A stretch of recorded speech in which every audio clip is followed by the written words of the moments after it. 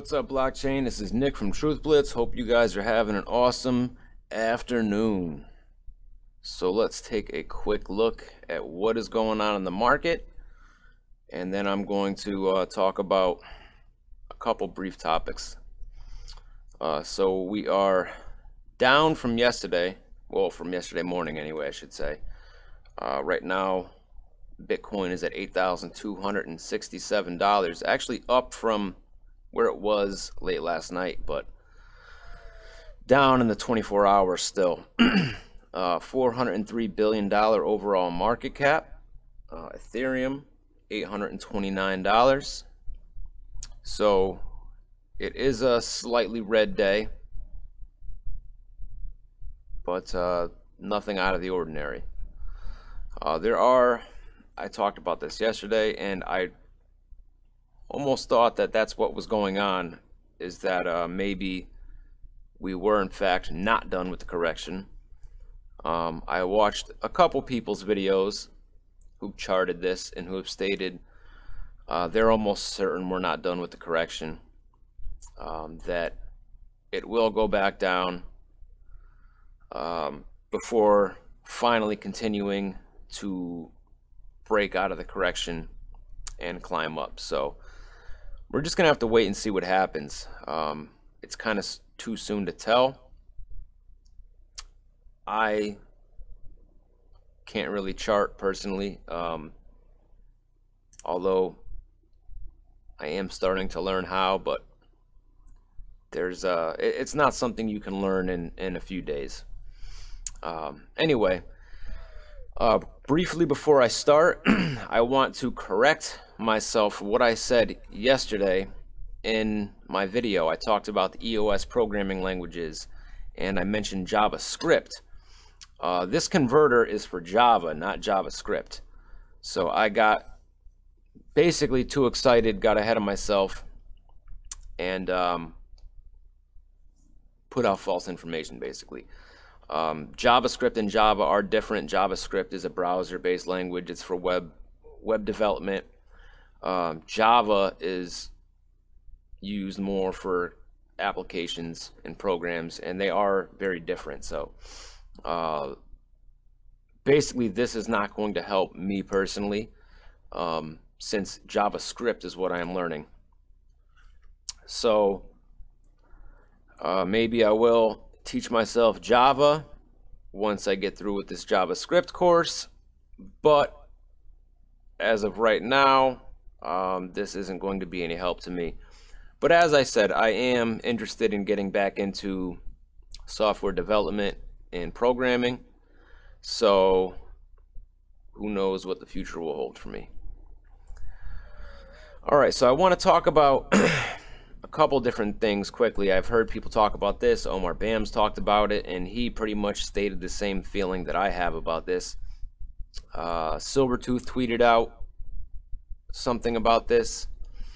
This new Senate tax bill that passed in Arizona to allow people to pay their taxes in Bitcoin. Now, people may look at this on the surface and say, oh, that's great.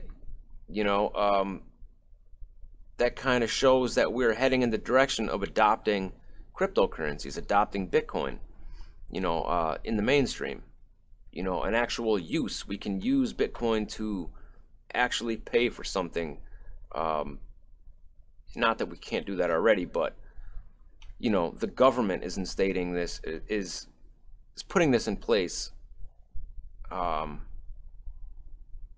so that we can pay our taxes in Bitcoin. Think about that for a second. The government is making it so you can pay your taxes in Bitcoin. Now, the first thing that pops into my head, okay, and I'm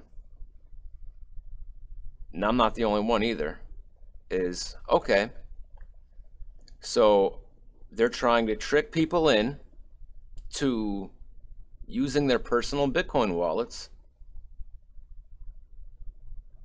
to pay taxes. And then what happens?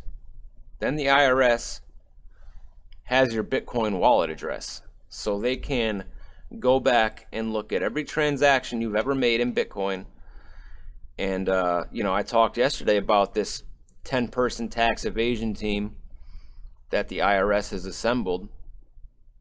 And it kind of makes their job a lot easier, no? So, I urge you guys, if you live in Arizona, don't pay your taxes in Bitcoin, all right? If you want to use cryptocurrency, get a BitPay card. LightPay cards are coming out soon. Get a Centra card. Take money out and use that. But do not give the IRS your personal wallet address. And again, I say this as if I'm insinuating you should evade your taxes. No, I just don't believe that the government should be able to look at every cryptocurrency transaction I make. Okay, I don't need somebody watching over me and knowing every move I make financially. So just my thoughts on the matter. I don't like it. They're gonna spin it as a great thing, but I can guarantee you there are some underlying reasons why they did this, and they're nefarious. So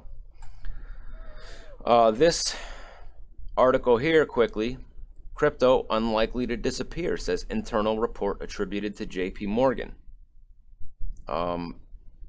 Now we already know they had this feeling. We know how they really feel about cryptocurrencies, how Jamie Dimon really feels about cryptocurrencies. After his statement in the fall calling Bitcoin a fraud, all the crap he talked about Bitcoin, and then JP Morgan was caught buying Bitcoin. So they know that cryptocurrencies are not going anywhere. I'm not going to read the whole article, but if you want to check it out, it's on Cointelegraph. I will read part of it here.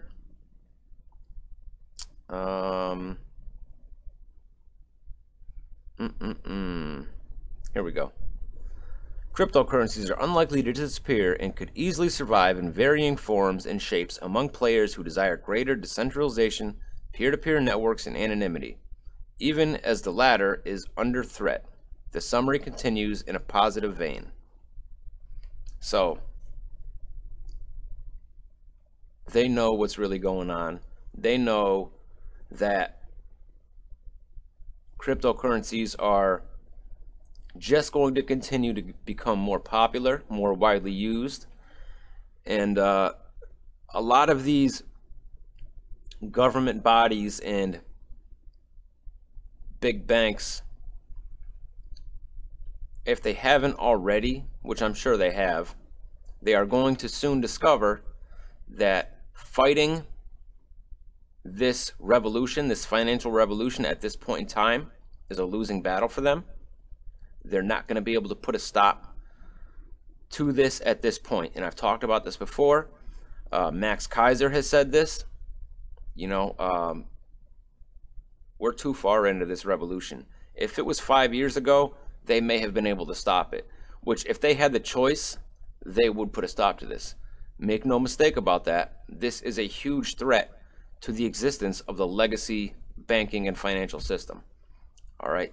Which is why, and I've talked about this, Crypto Blood has talked about this, the reasons why we are in cryptocurrencies to begin with. Did you get into cryptocurrencies to make money initially, or did you get into it for fundamental reasons? Reasons like, because this is a slap in the face to the power structure, the legacy banking system, the system that controls just about every human being on this planet.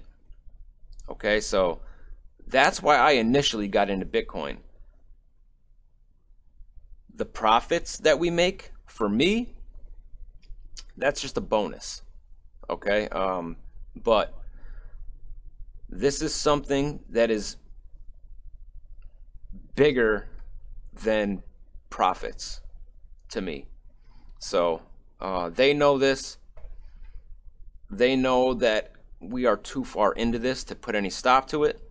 So what they're going to do is adapt and figure out ways to basically, I don't want to use the word survive, but figure out ways to coexist with this new system. And interesting times. So lastly, what I want to talk about is, and I even talked about this, I didn't come at this from a standpoint of I knew it was hacked or not, but I reported on what was going on, what was being tweeted back and forth between John McAfee and Binance, and how John McAfee put out the rumor that Binance was hacked. I told you in the video, you guys need to make your own informed decision whether you want to use it or not, until we find more information. So it was proven that the hack rumors were false, that this screenshot that John McAfee tweeted out was a photoshopped picture,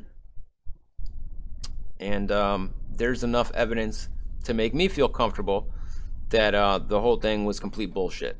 So basically, I think it was, for somebody who's in the cybersecurity field, he should have done a little more research, because as I said, he's in the cybersecurity field. He's freaking John McAfee. Okay, so he could have found out more information before spreading this rumor. Whether he thought it was true or not, whether he was trying to be controversial, as John McAfee sometimes does, he most certainly has the ability, and had the ability, to figure out, did they really get hacked, or is this just some kind of rumor that somebody's spreading, and what have you. So the rumor was refuted. They were not hacked, and that's pretty much what is going on with that. It was basically, they had a server issue. As you well know, and I've talked about this before, Binance for a bit had shut down new user registrations because of the flood of new registrations that they were getting. They basically grew way faster than they had expected. So they were not set up to handle the amount of volume that they ultimately ended up getting. So they had to make some adjustments to their server. Everything's good now, so there is no need to worry on that. I had somebody request a video. They said they had issues registering their EOS tokens using the method that I have previously made a video about. I don't know exactly what the details are, but they said they got a message stating they needed to use MetaMask. I'm going to look into it, but there is another method of registering your EOS tokens. I am going to make a new video on how to do that using MetaMask, and I will try to get that out soon. But I've had some requests for different videos. I have somebody who wants me to make a video on how to set up the Gunbot crypto site Telegram bot, do the initial setup and registration on that. That's another one I will try to get done soon. But let me know, guys, if you have specific things, specific topics that you would like me to make a video about. I can't promise I'll be able to get to everything, but I will definitely try.